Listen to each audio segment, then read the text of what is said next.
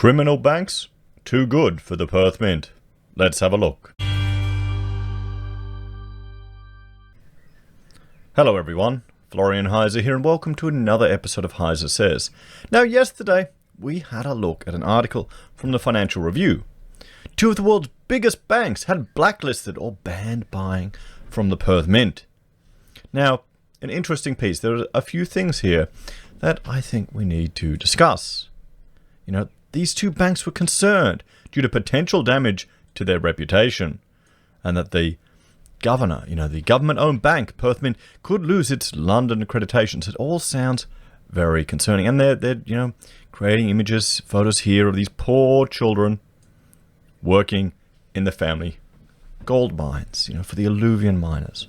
And they made a link as well to, a mine in Papua New Guinea with some issues with regards to the owner.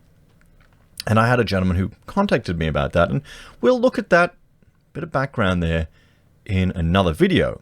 What I'd like to focus on today is the two banks, HSBC and JPMorgan, because some people, frankly, might have a short memory with some of the concerns regarding these banks. Now, while the article here is, making links to, dodgy gold mines in Papua New Guinea, they're not highlighting any of the significant issues with the two banks and the hypocrisy in some of them, and worrying about their own reputation. If you watch that video, you'll see I was laughing. So let's have a look. Let's have a look at these articles that are a bit old, but we may need them to refresh our memory. Now, JPMorgan, their metals desk was a criminal enterprise, says prosecutors. So, the US Department of Justice charged 2 current and 1 former JPMorgan Chase & Co. executives on Monday with alleged racketeering and manipulating precious prices of metals such as gold, silver, platinum, and palladium between 2008 and 2016. So they're worried about their reputation. You have to understand. This is why they can't buy. They can't buy from the Perth Mint. They can't. I know there are a lot of fans of the Perth Mint. There are a lot of people who actually felt or took slight to it. The one person said, I took my children to see Perth Mint. I was proud of it. Now, not so much. Not so much. And if you just look into Enron and how their executives were manipulating the price, the energy market to make money, and it's horrific. Some of the manipulations that people do in the markets, you can see it in crypto now. You can see it in crypto. The charges came from an ongoing investigation into alleged fraudulent trading practices by JPMorgan that generated millions of dollars in profit for the bank and tens of millions of dollars of losses for its own customers, said Brian Benkowski, an assistant attorney general. The 3 men, Global Precious Metals desk head Michael Newark, precious metals trader Greg Smith, and former trader Christopher Jordan, who left JPMorgan in 2009, were charged with a racketeering conspiracy and other federal crimes, the Department of Justice said in a statement. So this is also from the Financial Review. Why didn't they make reference to this? JPMorgan, with alleged racketeering in their metals practice, has stepped away from Perth Mint. You need to provide both sides to the article. I don't understand. Well, no, I understand. I know exactly why. We're learning about this in the property sector. A narrative is crafted for, political purposes. We can perhaps see it here.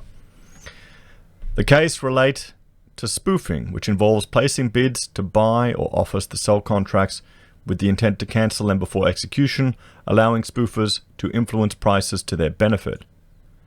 There's been a surge in spoofing-related prosecutions in the US in recent years. 2 former JPMorgan metal traders, Christian Truns and John Edmonds, already pled guilty to similar charges as part of the same investigation.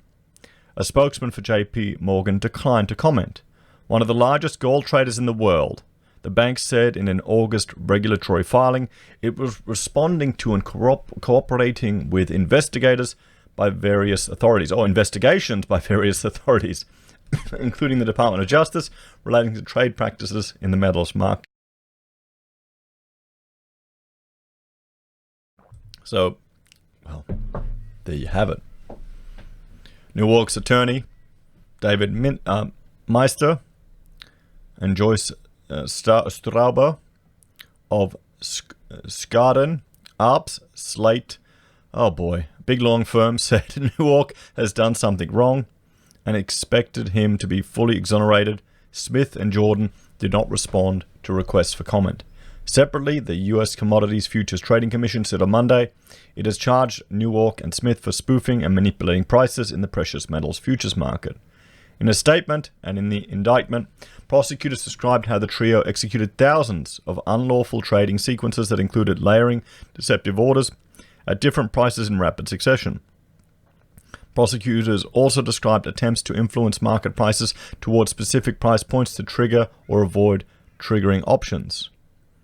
An option is a financial instrument that gives the buyer the right to buy or sell an underlying asset at an agreed price and at a fixed time. Its value is tied to the value of the underlying asset. While previous spoofing prosecutions have led to guilty pleas, in a similar case, a former metals trader at the Swiss bank UBS Group was acquitted by a jury last year, highlighting the difficulties in making a case that cancelling orders is a criminal act, given that many market orders go unfilled. Reuters reported on September 12th that Newark and Smith had been placed on leave from JPMorgan in connection with the ongoing investigation. This is, in our view, a very strong case, and as strong a case as we've seen in this area, said B. We believe there are millions of dollars in profits, at least to the bank, and tens of millions of dollars in losses to customers. The case was filed with the U.S. District Court in Chicago and was unsealed on Monday, the Department of Justice said. So here we have, JPMorgan. They're not entirely angels.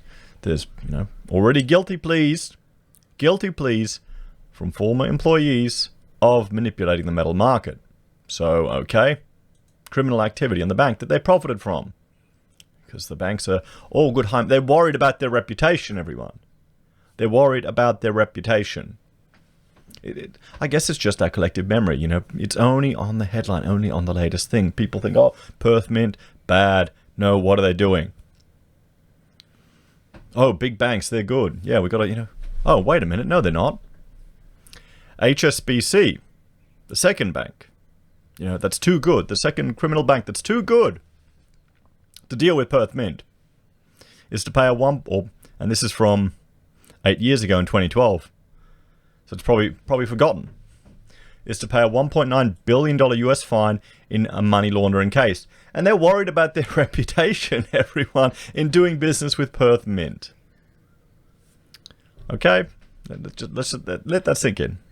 HSBC Holdings plc agreed to pay a record $1.92 billion in fines to US authorities for allowing itself to be used to launder a river of drug money flowing out of Mexico and other banking lapses. So, what do you think's worse? What do you think's worse? A child working with their father, learning a trade from a young age in Papua New Guinea, where they're getting small amounts of gold, or laundering drug money from Mexico? Just think about that. What do you think is worse?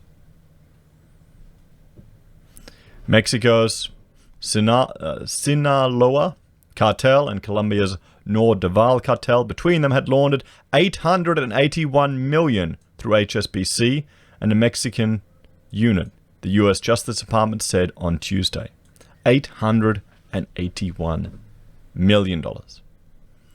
In a deferred prosecution agreement with the Justice Department, the bank acknowledged it failed to maintain an effective program against money laundering and failed to conduct basic due diligence on some of its account holders. Sure it did. Under the agreement, which was reported by Reuters last week, the bank agreed to take steps to fix the problem, forfeit $1.25 billion, and retain a compliant monitor. The bank also agreed to pay $665 million in civil penalties to regulators, including to the Office of the Compton of the Currency, the Federal Reserve, and the Treasury Department. We accept responsibility for our past mistakes. We have said we are profoundly sorry for them, and we do so again. The HSBC of today is fundamentally different organization from the one that made those mistakes. The place to launder money. HSBC's money laundering lapse in Mexico and elsewhere were cited in an extensive Senate report earlier this year, but the documents filed in court on Tuesday provided new details. Despite the known risk of doing business in Mexico, the bank put the country in its lowest risk category. Funny that. Lowest risk category. Which excluded 670 billion in transactions from the monitoring system, according to the documents. Well, there you go. I mean, of course they need to be worried about buying gold bars from the Perth Mint. Of course they have to. When they can exclude the risks in Mexico. Bank officials repeatedly ignored internal warnings that HSBC's monitoring systems were inadequate, the Justice Department said. In 2008, for example, the CEO of HSBC Mexico was told that Mexican law enforcement had a recording of a Mexican drug lord saying the HSBC Mexico was the place to launder money.